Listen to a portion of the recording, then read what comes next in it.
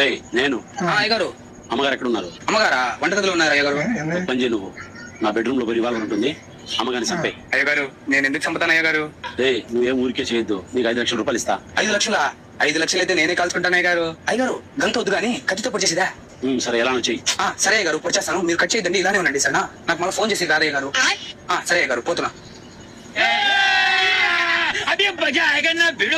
रुको जरा सबर करो।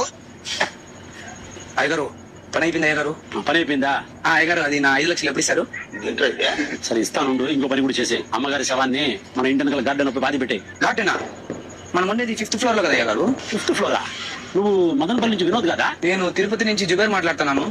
अरे नहीं अब्बा జుబేరా? సారీ బా, రాంగ్ నంబర్ బా. డిప్రెషన్. అయ్యో రాంగ్ నంబరా? ఇదే ఒకరికి ఇంకోటి కనెక్ట్ అయిపోయిందా? సర్లే ఫోన్ మనకి ఎందుకు.